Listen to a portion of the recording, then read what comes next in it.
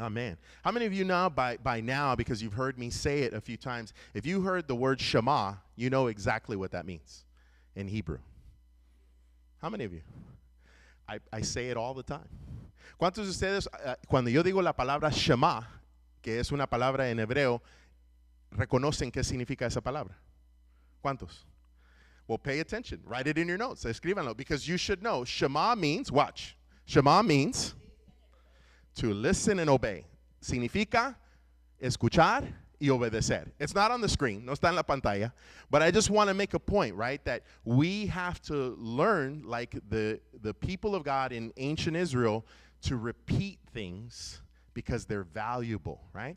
When you see repetition in the Bible, it's because God is putting a big exclamation mark and saying this is important. Nosotros como el pueblo de Dios, así como el pueblo de Israel, ellos repetían las cosas importantes. Entonces, cuando algo en la Biblia se repite, eso es como un punto de exclamación que dice, esto es importante. Amén. So we need to learn to do that. We need to learn to do that with our kids. This is not the message, but I'm feeling this in the moment, right? Este no es el mensaje que fue planificado, pero hay que hacer eso con los hijos. We need to teach our children and talk with them face to face, put away the phones, and have a face-to-face engagement, right? Necesitamos aprender de nuevo a tener conversaciones profundas con la familia, guardar esos celulares y tener conversaciones cara a cara, ojo a ojo. Amén. That's how God designed things. Así lo diseñó el Señor. One of the things that breaks my heart is when people are sitting at a table. I don't know if you've ever been sitting at a table, and it's an opportunity to connect, and there are phones that are out. And that people are wasting an opportunity to connect deeper, and they're on their phones. And that's not a criticism. I know some of you are smiling because you know you're feeling convicted. But that's out of love that I'm telling you. Una de las cosas que me quiebra el corazón es ver una mesa de gente que están sentados. Hay una gran oportunidad para conectarse más y están algunos en los celulares. ¡Qué desperdicio! Y si tú te estás sintiendo un poquito con convicción, qué bueno. Porque es hora que cambiemos las maneras de hacer las cosas para que Dios aproveche esos momentos en nuestras vidas. Amén. And let it be that we would be open so that God could take advantage of those moments. All right, so let's get back to today. Advent, the wisdom of God revealed, part 2. El mensaje de hoy es el advenimiento, la sabiduría de Dios revelada, la segunda parte. And we're in Matthew 2, verses 1 through 12 is the whole context. Todo el contexto es Mateo 2, 1 al 12, at least what we're going to focus on in this mini-series, en esta pequeña serie. En esos versículos nos estamos enfocando. Last week we looked at 1 and 2. La semana pasada vimos el versículo 1 y 2. And today we're going to look more through verses 3 to 6. Y hoy vamos a ver más los versículos 3 al 6. I'm not going to repeat Advent, what it means. You know, basically it means coming, referring to the first coming of Jesus and the second coming. El advenimiento significa venida, refiriéndose a la primera venida de Jesús y que estamos mirando adelante, anhelando esa segunda venida. Those definitions are in the back of your guide too. Está atrás en su guía, en la definición. But let's go back to Matthew 2 and reread verses 1 and 2. Vamos a regresar a Mateo 2, 1 y 2 y leer de nuevo esos pasajes. And what are we talking about? What is the story? Who remembers? Who were central characters in the story last week? ¿Cuáles eran los personajes central en la historia que estábamos empezando a leer la semana pasada? Who were they? The wise men, los hombres sabios, right? And we learned it wasn't necessarily 3. Aprendimos que no eran necesariamente 3. It was probably a caravan, many. A lo mejor una caravana, habían varios. Right? The Bible doesn't tell us how many. La Biblia no nos dice cuánto. So anyway, let's read about this again. Leamos de nuevo. Now after Jesus was born in Bethlehem of Judea, in the days of Herod the king, behold, wise men or magi from the east came to Jerusalem. Después de que Jesús nació en Belén de Judea en tiempos del rey Herodes, llegaron a Jerusalén unos sabios o magos, traducido más, procedentes del oriente. A little bit shocking, a little bit unexpected, right? When we really look at what the word means, cuando de veras miramos lo que significa la palabra, es un poquito inesperado. So they were saying, where is he who has been born king of the Jews? These are not Jewish people, no son judíos, pero dicen, ¿dónde está el que ha nacido rey de los judíos?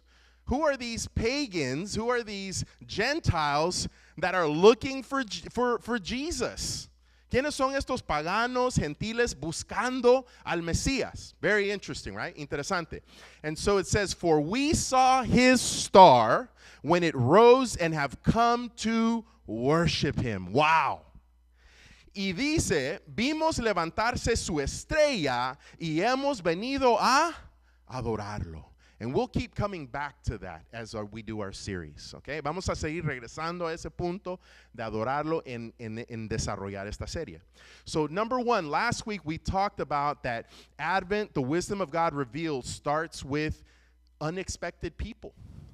Hablamos la semana que el advenimiento, la sabiduría de Dios revelada comienza con personas inesperadas, right?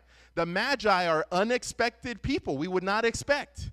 Los magos sabios son personas inesperadas que no esperaríamos que van a ser reveladas. And then we talked about Mary, hablamos de María, we talked about Simeon and Anna, Simeón y Ana, and I think we also talked about the shepherds, hablamos de los pastorcitos, right? All of these unexpected people that not only did God reveal himself to, but he worked through them. No solo Dios se reveló a estas personas inesperadas, pero Dios trabajó a través de ellos, just like a lot of us could relate to, right? Así como muchos de nosotros nos podemos relacionar. Now, I want to make a correction. Somebody was nice enough to let me know that I made a mistake, and I appreciate that. I like to be corrected, and I like to help people know what's accurate. Alguien me ayudó, me hizo una corrección. En esta semana me encanta que me corrijan si necesito ser corregido, porque así aprendemos todos. And I mentioned Zoroastrianism. Yo mencioné el Zoroastrismo, which is what many believe that the Magi came from that belief system. Que muchos creen que estos magos sabios vinieron de este tipo de creencia, influenced by the exiled Jews that were in Babylon years before. Influenciado por los israelitas que estaban exilados en Babilonia años atrás. And I made the mistake of associating Babylon with Iran. Y yo hice el error de asociar a Babilonia con Irán. But you can see how easily why I made the mistake. Pero pueden ver el error fácil que hice. Look on the map, miren en el mapa. Modern day Iraq. Hoy en el país de Irak, that's where Babylon would have been. Ahí es donde estaba Babilonia. You guys see it? ¿Lo ven? What's right next door? ¿Qué está al par? Iran, the country I said. Another reason I easily made the mistake, otra razón, is that the next map will show us the Persian Empire. El imperio persiano. Persa. Esa palabra siempre, I'll get it.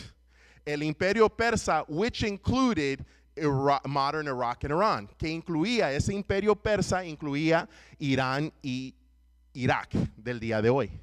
So just so you know, I was technically wrong, but you can see why I said Iran instead of Iraq. But all of that to say, it's still very accurate that it's very probable that the wise men came from this area looking for the Messiah, right? Pero todo eso aparte, es muy probable que los magos sabios vinieron de esta área buscando el Mesías. And again, they had been influenced because they were astronomers and astrologers, so they studied the stars. Eran influenciados porque eran astrónomos que estudiaban las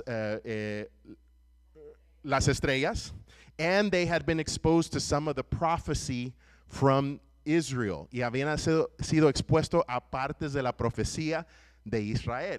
Again, when Israel was exiled in Babylon, cuando estaba exilado Israel en Babilonia. So all of that to say, this week, we're going to talk about how God, through Advent, reveals his wisdom according to his perfect plan. Pero esta semana vamos a hablar de cómo Dios, a través del advenimiento, revela su sabiduría de acuerdo a su plan perfecto. And let me tell you, it is so exciting what we're going to look at today. Es tan emocionante. How many of you enjoy learning about Bible prophecies and how they're fulfilled? Amen. ¿Cuántos les encanta leer de las profecías de la Biblia y cómo son cumplidas? Well, this is the Sunday for you. Este es el domingo para ti. All right, you've come on a good day. So let's go forward. Vamos a ir, and again, we need to see the very first sentence now. After Jesus was born in Bethlehem of Judea, and that's the very key word that we're going to figure out. Why was Jesus born there? Why Bethlehem? Después de que Jesús nació en Belén de Judea, y esa frase vamos a ver por qué Jesús nació ahí en Belén. It was because of God's perfect plan, por el plan perfecto de Dios. So I'm going to remind you guys what the wisdom of God is. Les voy a recordar lo que es la sabiduría de Dios. The definition is in your guide. Ahí está su definición en la guía. Earlier in the year we looked at this. Más temprano en el año lo vimos. And the wisdom of God is what? Read it with me. The wisdom of God is his ability to devise perfect outcomes and to achieve those outcomes in the most perfect way. Ahora en español, lo vamos a leer lo que es la sabiduría de Dios. Léanlo conmigo. Su capacidad para lograr resultados perfectos y hacerlo de la manera más perfecta. How exciting is that, right? How amazing. Qué emocionante es eso.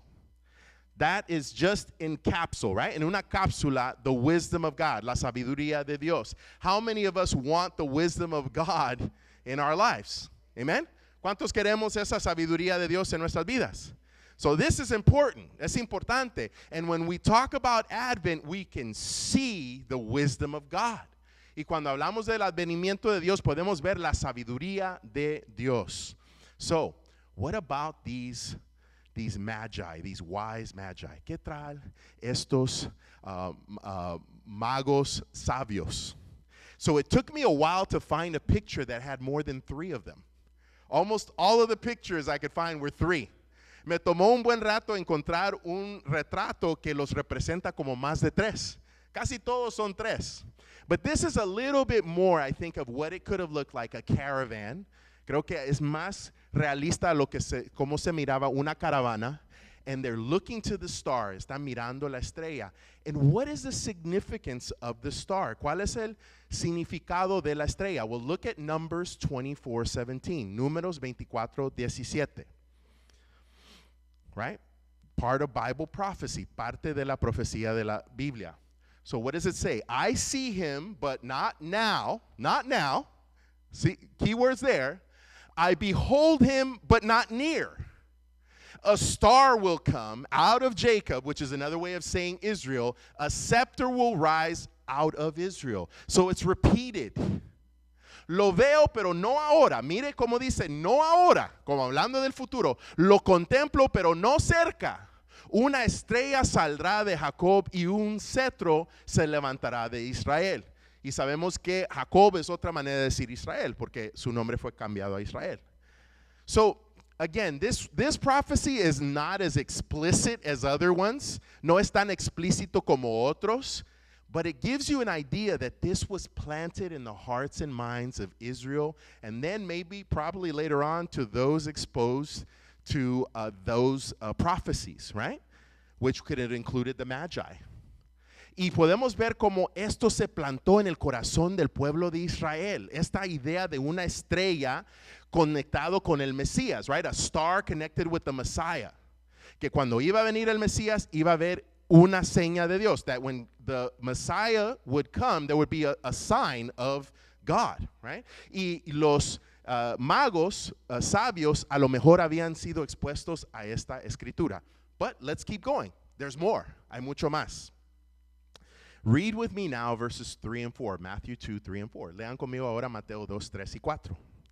When King Herod heard heard this, right, from the Magi, he was disturbed, and all Jerusalem with him. Cuando el rey Herodes oyó esto, se perturbó profundamente, igual que todos en Jerusalén. Why? Because he was disturbed that there was going to be a king greater than him. And so he was threatened by the Messiah and these guys showing up saying, where's the Messiah? Because we want to come worship him. Oh, Herod was very disturbed. ¿Y por qué estaba perturbado? Porque él le perturbaba pensar que había un rey más grande que él y que iba a venir este Mesías y que lo estaban buscando para adorarlo. Él lo vio como una amenaza a su poder. But look at how, right, people play things off, right? Mira como a veces las personas no revelan sus cartas. So when he had called together all the people's chief priests and teachers of the law, he asked them where the Messiah was to be born. Mandó llamar a los principales sacerdotes y maestros de la ley religiosa y les preguntó, ¿dónde se supone que nacerá el Mesías? He wanted to verify, is it true? Is the prophecy saying that he's going to be born in Bethlehem? Él quería comprobar, ¿es verdad que la profecía dicen que va a nacer en Belén? And so look at what we see here. Well, we'll get back to it in just a second. Let me go back to this next one. Let's read 5 and 6 first. In Bethlehem in Judea, they replied, for this is what the prophet has written. This is straight out of Micah, by the way. But you, Bethlehem, in the land of Judah, are by no means least among the rulers of Judah, for out of you will come a ruler who will shepherd my people Israel. Now that's pretty clear, right? En Belén de Judea le dijeron, porque eso es lo que escribió el profeta Miqueas, y tú, oh Belén, en la tierra de Judá, no eres la menor entre las ciudades reinantes de Judá, pero porque de ti saldrá un gobernante que será el pastor de mi pueblo Israel. Ahí está clarito, ¿no? So this is what they tell Herod. Esto es lo que le dicen al rey Herodes. And let me tell you, he was very disturbed. Estaba muy perturbado. Now, why is this important when we talk about God's wisdom in Advent? ¿Por qué es importante cuando hablamos de la sabiduría de Dios y el advenimiento? Well, because look at the picture that I have on the screen. Joseph and Mary did not live in Bethlehem. María y José no vivían en Belén. In fact, imagine this. Mary is 8 to 9 months pregnant, right? She's 9 months pregnant. María está 8 meses, 9 meses embarazada. There are no trains or cars. No hay trenes, no hay carros. They're going to travel by donkey. Van a viajar por burro. And look at where they're going to go. They're going to go from the top where it says Nazareth, which in Spanish, Nazaret, which is how many miles? So there's 2 routes. They could have traveled the 70-mile route or the 88-mile route. There was 2 possible routes to go to Bethlehem. Iban a tener que viajar o 115 kilómetros o 140. Había 2 caminos que la gente tomaba, 140 kilómetros para llegar a Belén. How many of you would be excited to make that trip with your 9-month pregnant wife on a donkey? ¿Cuántos estarían emocionados de hacer ese viaje con esposa de 9 meses embarazada en el burro hasta allá? Nobody, right? But they did that. Lo hicieron. Why? Because of God's perfect plan. I'm going to show you why. Por el plan perfecto de Dios. Se los voy a demostrar. So, let's go forward. Vamos a ir adelante. Look with me to Luke 2, 1 to 3. 1 through 5. Vamos a ir a Lucas capítulo 2. And we're going to see why they left Nazareth, the comfort of their home. ¿Por qué dejaron el confort de su casa when a baby's close to being born, cuando está cerca un niño de nacer? And look at how God orchestrates and perfectly puts things together. Mira cómo Dios orquestra, Él diseña, Él pone junto las cosas en manera perfecta. In those days, Caesar Augustus issued a decree that a census should be taken of the entire Roman world. En esos días, Augusto, el emperador de Roma, decretó que se hiciera un censo en todo el imperio romano. And every so often they would do this, right? Because governments like to know how much they can tax people. So they like to count people. That's why David got in trouble with God when he did a census in the Old Testament.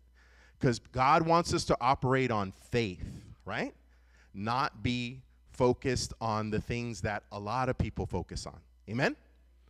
Pero el imperio romano lo hacía de vez en cuando, como muchos gobernantes, les encanta contar a la gente. ¿Por qué? Para poder tirarles impuestos. Y cuando el rey David hizo lo mismo, Dios se enojó mucho con el rey David. ¿Por qué? Porque Dios siempre ha operado con su pueblo a base de la fe. Y el Señor quiere que confiemos en Él y no las cosas que muchas personas confían. Amén. So now, let's keep going. Verse 2, versículo 2. This was the first census that took place while Quirinius was governor of Syria, and everyone went to their own town to register. Look at that. Todos regresaron a los pueblos de sus antepasados a fin de inscribirse para el censo. And so this is incredible because now we're going to go to verse 4. Vamos a ir al versículo 4. So Joseph also went up from the town of Nazareth in Galilee to Judea, to Bethlehem, the town of David, because he belonged to the house and line of David. Como José era descendiente del rey David, tuvo que ir a Belén de Judea, el antiguo hogar de David. Viajó hacia allí desde la aldea de Nazaret de Galilea. Look at how God perfectly orchestrates things, right? His perfect plan. The wisdom of God. Mira cómo Dios pone junto las cosas en su plan perfecto. Many of us go through situations that we go, why are we going through this? This is crazy. But sometimes God is just putting together the pieces in a way we never would. Amen? Even difficult things. El Señor nos sorprende, nos permite pasar por momentos que decimos, ¿por qué? Pero Dios está poniendo juntas las cosas por el bien de nosotros y de mucho más. Aún en circunstancias que muchos de nosotros nunca escogeríamos. Just like Joseph and Mary would have not chosen this, right? Ellos no hubieran escogido eso. But God, through them, in His wisdom, wanted to bless the world. Amazing, right? Pero Dios en su sabiduría quería bendecir a todo el mundo, including us sitting right here, incluyendo nosotros aquí sentados.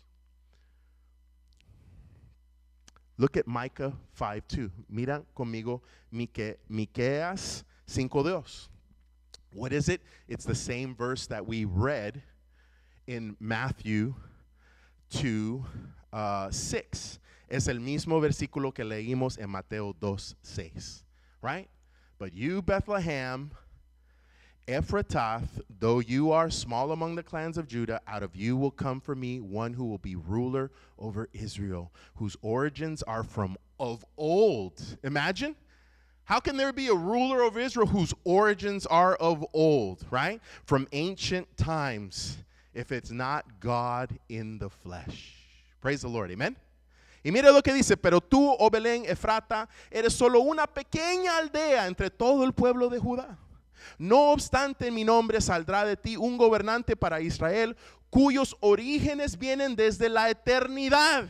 ¿Cómo es posible si no es Dios mismo en carne? Emmanuel, God with us. Emmanuel, Dios con nosotros. God becoming flesh, Dios haciéndose carne. Incredible, increíble. God's perfect wisdom. La sabiduría perfecta de Dios. Are you getting excited? ¿Se están emocionando? There's more. Hay más. We're just getting started. Solo estamos comenzando. So keep going with me again. Remember, the wisdom of God is His ability to devise perfect outcomes, to achieve those outcomes in the most perfect way. De nuevo, la sabiduría de Dios, su capacidad para lograr resultados perfectos y hacerlo de la manera más perfecta. So check it out. Miren conmigo. Look at Micah 4:8 with me. Miren Miqueas 4:8. And this is where even your pastor learned something new this week. Y aquí es donde aún su pastor aprendió algo nuevo. So exciting, tan emocionante. So read it with me. Léanlo conmigo. As for you, watchtower. Pay attention to these words that in Hebrew is migdal. Say it with me. Migdal. That means watchtower. Of the flock. That means in Hebrew it's eder. Say it with me. Eder. That means flock. Stronghold of daughter Zion. And Zion represents, right, the place of God. The former dominion will be restored to you. Kingship will come to daughter Jerusalem. Referring to Jesus, King of Kings, Lord of Lords. Y tú, torre, digan conmigo la palabra en hebreo para torre, migdal. Significa torre. Del rebaño, digan conmigo la palabra en hebreo para rebaño es eder. Eder. Eder. No, eder. Muy bien. Colina de la hija de Sión, Sión representando la presencia de Dios. Hasta ti vendrá el antiguo dominio, el reino de la hija de Jerusalén, refiriéndose al Rey de Reyes y Señor de Señores, Jesús. Now watch this. Miren esto. Let me tell you a little bit about this picture. Déjenme decirles de ese retrato. Outside of Jerusalem, first of all, Bethlehem is about 5 miles away from Jerusalem. Primeramente, Belén está como a 5 millas. No sé si 5 millas son como 8 kilómetros, no estoy seguro. Pero por ahí, de Jerusalén está Belén como a 8 kilómetros. Right? But as you get closer to Jerusalem, acercándote a Jerusalén, there is this field. Hay campos. And in those fields, shepherds were raising sheep that were going to be used to be bringing the Passover offering once a year. And these sheep were so well guarded and protected because of how important what they represented. En estos campos afuera de Jerusalén, this is about a mile away now, this is closer, como una milla o 2 kilómetros de Jerusalén, habían estos campos donde pastorcitos cuidaban a ovejas que se iban a usar en la ofrenda sacrificial en el Passover, la Pascua, en la celebración de Pascua cada año. And let me tell you, los cuidaban sumamente porque tenían que ser ovejas sin mancha, sin defecto. And they had to super protect these sheep because they had to be sheep. Remember, like Exodus 12, that were what? Without blemish, without defect. Así como en Éxodo 12, en la primera Pascua en Egipto, just like the first Passover in Egypt. Ellos celebraban esto cada año. They would celebrate this every year. And so let me show you the watchtower. They built all of these watchtowers all over that field. They're not there anymore, but they were like this. Construyeron esas torres en todo ese campo alrededor y se miraban más o menos así, ya no están. And what's amazing is there's no field that has in the whole world that has as many of these watchtowers as the field there. No hay torres en ninguna parte del mundo que tiene así de torres, la cantidad de torres que hay en este campo. Why? They had to watch the sheep carefully. And they had to protect them. Tenían que mirar y cuidar esos ovejas perfectamente. Now, I'm getting to the point. Estoy llegando al punto. Look with me now to Micah 5:4. Miren conmigo Miqueas 5:4. Speaking of the Messiah, hablando del Mesías. He will stand and shepherd his flock in the strength of the Lord, in the majesty of the name of the Lord his God, and they will live securely, for then his greatness will reach to the ends of the earth. And we know that Jesus is also referred to as the great shepherd, right? And he says, my sheep hear my voice, and they follow. Y él se levantará para dirigir a su rebaño con la fuerza del Señor y con la majestad del nombre del Señor su Dios. Entonces su pueblo vivirá ahí tranquilo porque él es exaltado con honores en todas partes. Y sabemos que la Biblia también se refiere a Jesús como el buen pastor, ¿no? El gran pastor. Y que sus ovejas lo escuchan y obedecen. So I want you to have all of that in mind. Quiero que tengan eso en mente. Jesus, Mary and Joseph, María y José, they come from Nazareth to Bethlehem. Vienen María y José de Nazaret a Belén. There's nowhere to stay. No hay lugar donde pueden estar. All of the hotels were booked. Todos los hoteles llenos. Because imagine, everybody's coming back to their town of origin. Todos están regresando a sus pueblos de origen. And there's nowhere, no hay lugar. But guess what? God had prepared a manger right in those fields. Dios había preparado una manger. ¿Cómo se dice manger? Pesebre. Allí en ese campo. For Jesus the Lamb of God to come and to be born so that he could be the sacrifice for you and me.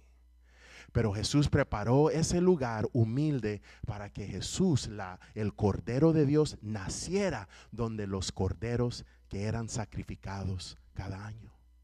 So these sheep, right? This sheep that was sacrificed every year, perfect without blemish, represented that taking on the sin of Israel and dying for Israel. But we know that that sheep that was celebrated every year and sacrificed was a symbol of the ultimate sacrifice that was going to come. Pero sabemos que esa oveja sacrificada cada año en la Pascua, simplemente representando, tomando el pecado de la humanidad de Israel, que simplemente era un símbolo del sacrificio máximo que iba a ser Jesús. Now, God planned all of this. Dios lo planificó. There's no coincidences for the Lord. No hay coincidencias para el Señor. What are the odds that all of this would come together for you and for me? ¿Qué podrían ser los cálculos de que todo esto viniera junto para ti y para mí? Even the place where Jesus was born was no accident. It was perfectly designed to fulfill God's promise. Aún donde nace Jesús es perfectamente el lugar para cumplir la promesa de Dios and to help us see who Jesus is y ayudarnos a ver quién es Jesús. Look with me, John 1:29, Juan 1:29. Why this is so important, right? Jesus' cousin, John, el primo de Jesús, Juan. What does he say? The next day, John saw Jesus coming toward him and said, "Look, the Lamb of God who takes away the sin of the world." Al día siguiente vio a Jesús que venía hacia él y dijo, "He aquí el Cordero de Dios que quita el pecado del mundo." Jesus is the Lamb of God. Amen? Do we understand the symbolism? Jesús es el Cordero de Dios. ¿Entendemos el simbolismo? He had to be born in Bethlehem. Tenía que nacer en Belén. At that time, en ese tiempo, God had to move in a way that would move them to go back to Bethlehem. Dios tuvo que poner las circunstancias para forzarlos a moverse hacia Belén. And there Jesus was born, where year after year, we would have lambs sacrificed to God. Y él nació donde año tras año estaban los corderos que eran sacrificados. Because Jesus is the ultimate. He is the ultimate sacrifice for you and me to take on our sin before God. Él es el sacrificio máximo tomando nuestros pecados. Praise the Lord. Amen. Gloria a Dios. This is God's perfect plan. Este es el plan perfecto de Dios. So, how do we apply this? ¿Cómo lo aplicamos? Why is this so important, Pastor? Well, number one, as Christians, we can have confidence that God will always do what he has promised, and in his ability to work out perfect outcomes, to achieve those outcomes in the most perfect way through all the circumstances in our lives. Como cristianos podemos tener confianza en que Dios siempre hará lo que ha prometido y en su capacidad para producir resultados perfectos y lograrlos de la manera más perfecta a través de todas las circunstancias en nuestras vidas. So there are no coincidences for us as believers. Amen? No hay coincidencias para nosotros. Even difficult things, aún las cosas difíciles, God is working, right? He works all things for the good of those who love him and are called according to his purpose. Dios trabaja todas las cosas para el bien de nosotros que amamos al Señor y estamos llamados, aún las cosas más difíciles de nuestras vidas. Maybe you're in a space right now where you're wondering, why am I going through this? Tal vez tú estás preguntando, ¿por qué estoy pasando lo que estoy pasando? Well, God is working out his wisdom perfectly through your circumstances, and you can trust him. Because he's worked out everything that we need, including the Messiah who was going to take our place. Podemos tener confianza que Dios va a trabajar todas las cosas, que lo está trabajando y que siempre lo ha trabajado y que Él aún en todo, especialmente en nuestra salvación, lo planificó perfectamente. God has planned our salvation perfectly, and we can trust him. Podemos confiar en Él. Amén. So what do you need to trust the Lord in right now? ¿En qué necesitas confiar al Señor? And then the last thing, and these applications are in the back of your guide. Estas aplicaciones están atrás en su guía. We can be confident that Jesus is the Lamb of God who came to fulfill God's plan to die for our sins and to give us all the opportunity to trust him as the only way to be made right with God. You can trust that. Podemos confiar que Jesús es el Cordero de Dios que vino a cumplir el plan de Dios de morir por nuestros pecados y a darnos a todos la oportunidad de confiar en Él como el único camino para estar bien con Dios. You can trust that. Why would God do all that He's done so that we can say, oh, Jesus is just one option among many? Why would He do that? ¿Por qué podemos nosotros confiar que Dios ha hecho todo maravillosamente? Y que podemos confiar en Jesús como el Cordero de Dios, el plan de salvación, perfección de Dios, y que Jesús no es simplemente una opción de muchos. He is the way, the truth, and the life. Él es la verdad, la vida y el camino. He had to do all of this for you and for me. And he did it with all the love in the world. Tenía que hacer todo esto para ti y para mí, con todo el amor de Dios. So you can trust the Lord. Puedes confiar en el Señor. We're going to pray. Vamos a orar. I hope I didn't lose you today in the translation. Espero que no los perdí en la traducción. There's a lot to process. Hay mucho que procesar. But God's wisdom is perfect. La sabiduría de Dios es perfecta. His plan is perfect. Su plan es perfecto. Jesus came at the right time. He came at the appointed time.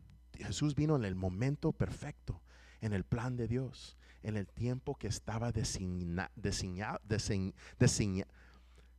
diseñado por el Señor, just like you are at the right time.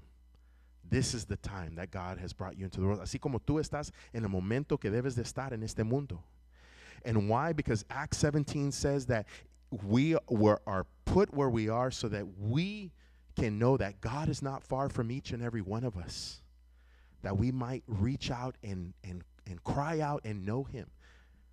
La palabra dice en Hechos que Dios nos ha puesto en los lugares y en los tiempos para que sepamos que Él no está lejos de cada uno de nosotros y que podamos alcanzar a conocer al Señor. The Lord wants to rescue you. El Señor te quiere rescatar. He wants to transform your life. Quiere transformar tu vida. But you have to trust him. Tienes que confiar en él. You have to let go of your way and say, Lord, I want your way, not my way. Tienes que soltar tu manera de hacer las cosas y decir, Señor, yo quiero las cosas a tu manera, no la mía. I want your will, your good and perfect, pleasing will to be done in my life. Quiero que tu voluntad, tu buena, perfecta, santa, agradable voluntad se haga en mi vida. And Lord, I want to learn to let go where I need to let go and trust you more. Y Señor, quiero aprender a soltar donde debo de soltar y confiar en ti más. Thank you, Jesus, for being that ultimate sacrifice of taking on my sin. Gracias, Jesús, por ser ese cordero máximo de tomar mi pecado. That I can have a way, we can have a way to be right with God, que tengamos una manera de estar bien con Dios. And to be forgiven y ser perdonados through faith in Jesus, a través de la fe en Jesús. If you have not asked Jesus, you've not recognized Jesus to be your Lord and Savior, I want to invite you to do that today. Si no has invitado al Señor Jesús a ser tu Señor y Salvador, no lo has reconocido, te invito a que lo hagas hoy. And if you're a believer and maybe you've been struggling with your circumstances or your faith, I pray that the message today that you will take that and say, Lord, help me to trust you even more. And Lord, thank you because your plan is perfect and I know I can trust you with every circumstance in my life, including my salvation. Y si has luchado con tu fe o tus circunstancias, espero que hoy te ha animado para confiar más en el Señor y decirle al Señor, Señor, yo quiero confiar más en ti y gracias porque veo tu plan perfecto y tú todo lo puedes trabajar para mi bien, especialmente mi salvación. So, Heavenly Father, we thank you for everyone that's here. Gracias por cada uno que está aquí. Lord, we pray that we would continue to see your perfect wisdom in our lives, que podamos seguir viendo tu sabiduría perfecta en nuestras vidas. That, Lord, you work in and through unexpected people. You reveal yourself to unexpected people, including us. Señor, tú te revelas y trabajas a través de personas inesperadas, incluyéndonos a nosotros. But, Lord, that you also work according to your perfect plan, pero tú también trabajas a través de tu plan perfecto. And Lord, we thank you that you are with us. Gracias porque estás con nosotros, and you are working out everything for our good as we surrender and trust you. Tú lo estás trabajando todo para nuestro bien. Entre más nos rendimos a ti, más podemos verlo. Bless each person today. Bendice a cada persona hoy. In Jesus' name, en el nombre de Jesús. And God's people say, el pueblo de Dios dice, amén.